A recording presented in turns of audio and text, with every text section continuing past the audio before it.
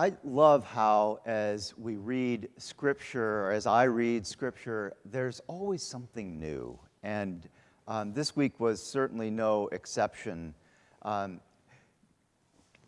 want to talk about the question that Jesus asks, who do people say that I am? But before I do that, what I would like to do is to share a story with you, a personal story from 20 years ago, yesterday. And of course, yesterday was 9/11, September 11th, and 20 years ago today, at 9:30 in the morning Eastern Time, I was sitting in a study carrel at my seminary studying for a test that was coming up when I heard that airplanes had flown into the World Trade Center. And then while we were standing there, we heard an explosion that we think was the plane hitting the Pentagon. We were that close. It was just a few miles away. It might have been just a sonic boom from another jet flying over, I don't know. But anyway, we were there and we heard booms, and it was very dramatic. Now, at the time, I was a seminarian, and I was doing an internship in a church called St. George's in Arlington. St. George's, Arlington is full of people who work for the government, lots of people who work in the Pentagon, lots of people who work for the NSA and the CIA. It's kind of an interesting place to worship. And I had this committee that was sort of a feedback committee for my internship, and we would meet once a month. And there was a fellow on the committee named Fred, and he was quiet, reserved, didn't say a lot. He didn't usually have an opinion. He was thoughtful, he was a nice enough guy, and I didn't really notice him that much in our committee conversations. And the committee would give me feedback on sermons, and we would just talk about how things were going in my internship as a seminarian at St. George's.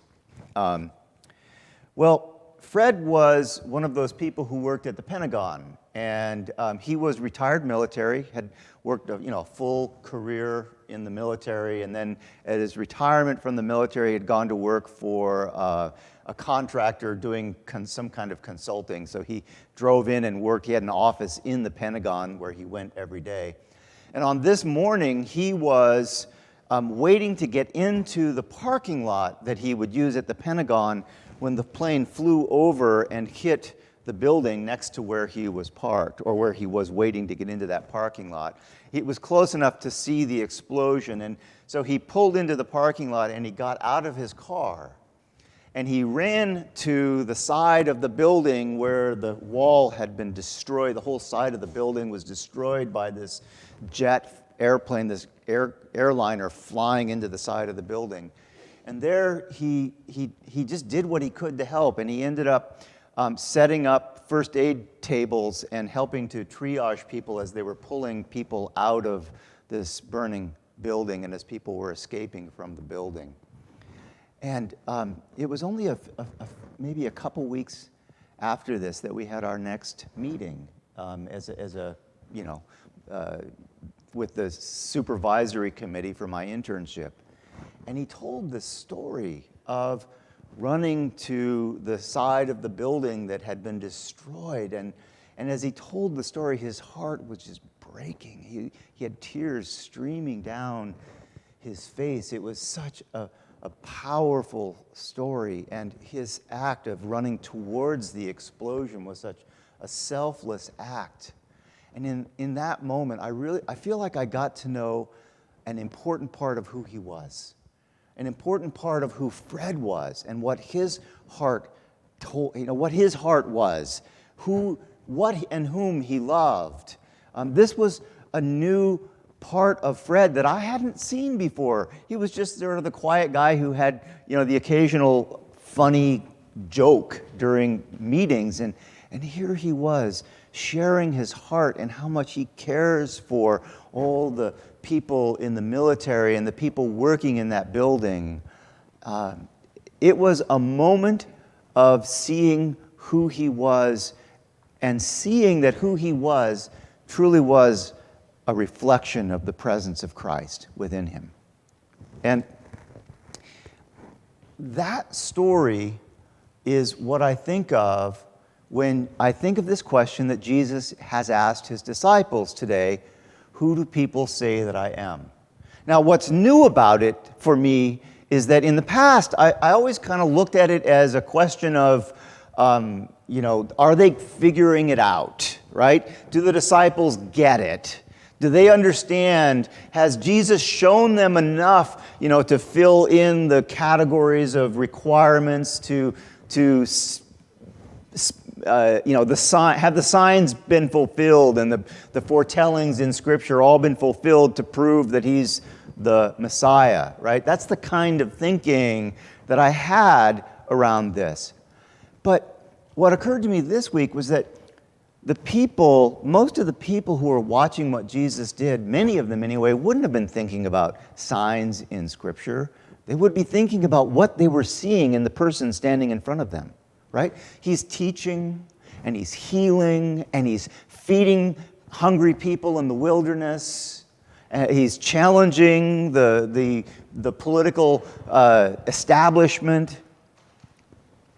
And so when he says, who do people say that I am? He asked that of his disciples. I wonder if he was teaching them or prompting them to begin to see that he was revealing God to them. And that the genius of Peter's answer wasn't that he figured out all of the scriptural references and, I know the answer to this one. No, the genius of Peter was that he recognized God being revealed in the person of Jesus, and he was the first one to say, that's what the Messiah is. Oh, the Messiah may be all of those other things too, but the Messiah, the Christ, is the one that reveals God to us in himself.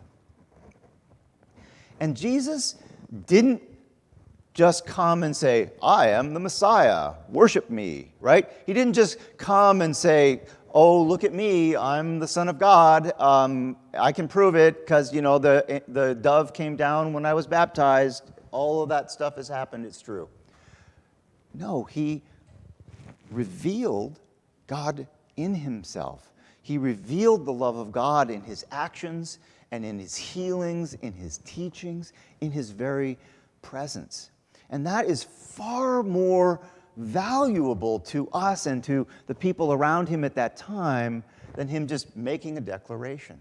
So maybe that's why he didn't want his disciples to go around saying, he's the Messiah, because he wanted people to experience that Jesus was revealing God, not just tell them that Jesus was the anointed one of God. So it's through the experience of Christ and through the stories of Christ and his actions that we see that God is revealed in this person of Jesus at Nazareth, Jesus of Nazareth.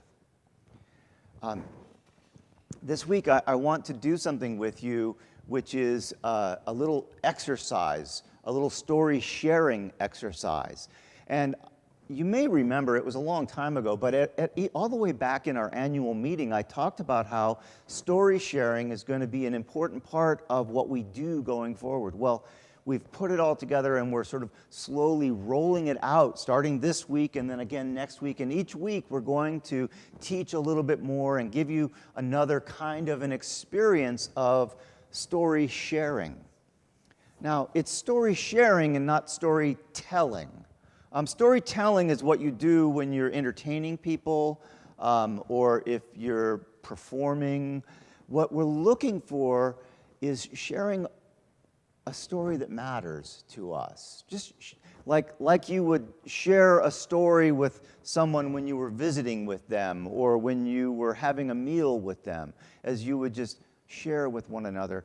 And it's sharing because it's not just for the telling, it's also an important part of that is the listening. The listening to the stories is as important as the sharing and the telling of the stories. Mother Catherine has been working with me on this, and she gets this daily word. It's a little meditation that's mailed to her each day. And this one came in on Thursday or Friday. This is a little meditation by one of the brothers of a Benedictine order called Luke Deitwig is his name. He wrote, "Jesus, exposed and vulnerable on the cross, invites us to share our inner life and struggles." And this is the part that I think is so interesting. Telling our stories can be painful, like touching wounds, a kind of death. Good listeners help by attending to our stories with their surprises, their seeming contradictions and scattered pieces. Listeners help us hear how these pieces together form us.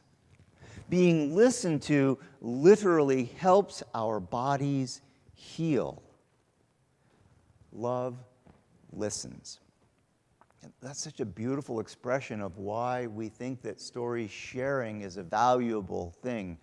And so what I would like to do with you today is to invite you to pair up. We're going to do a little exercise during the sermon time, and I want you to pick someone sitting close enough to you so that you can talk to each other. And I'd like you to be in pairs because I only have time for one switch, right?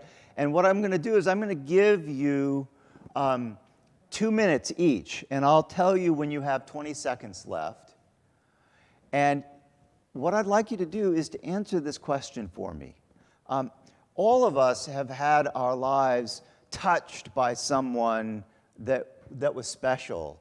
And sometimes when we encounter someone that's special to us, we have that lovely experience of knowing that we are loved. And so what I'd like you to do in this little sharing exercise that we're going to do in just a moment is answer the question to tell the story of a time when you felt loved. It doesn't have to be profound. It doesn't have to be a great revelation. It can just be a simple little story of a time when you felt loved. So please find someone near you. Some of you might have to move in order to get into pairs, but find someone near enough you to share with. And I'm going to start a timer in just a moment, so go ahead and do that now. Chris, maybe you could share with Alan.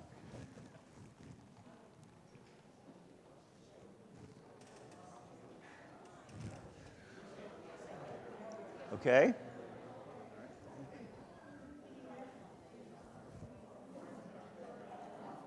I'm looking around. Is there anybody who's... Okay. It looks like we have successfully found partners. So I'm going to give you 2 minutes. You guys are already so good at this. Well done. All right, I'll give you 2 minutes each, and I'll give you a 20-second warning when your time is almost up, okay? Go ahead.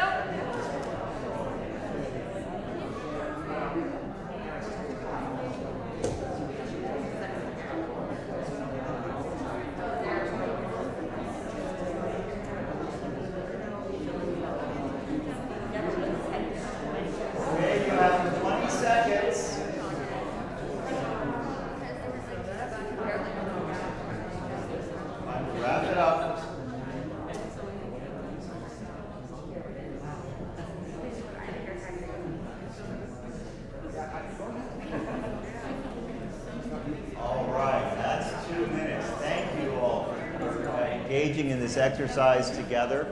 Now I'd like you to switch and have the person who was listening share their answer to the question of the story of a time when you have felt loved.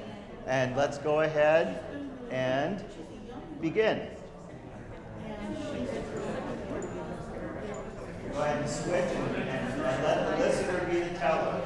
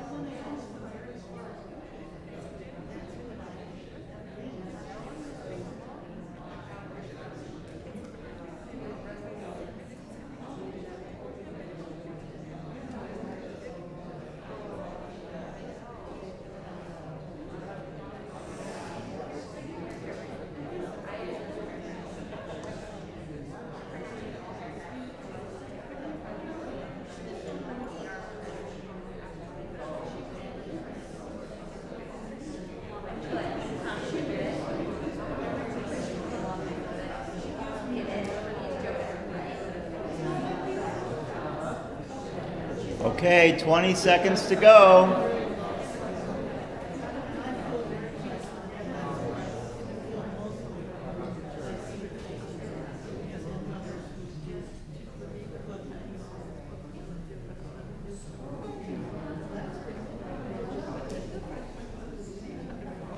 Okay, pencils down, close your notebooks.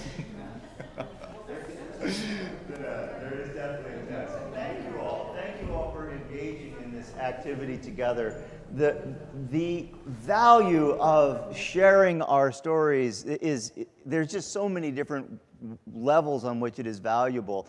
I've recently had the experience of telling a story of my own to someone who listened really well, and I realized that in the telling of the story, I began to understand the meaning of the story myself. It helped me. And then we've all had that experience of just having someone hear us.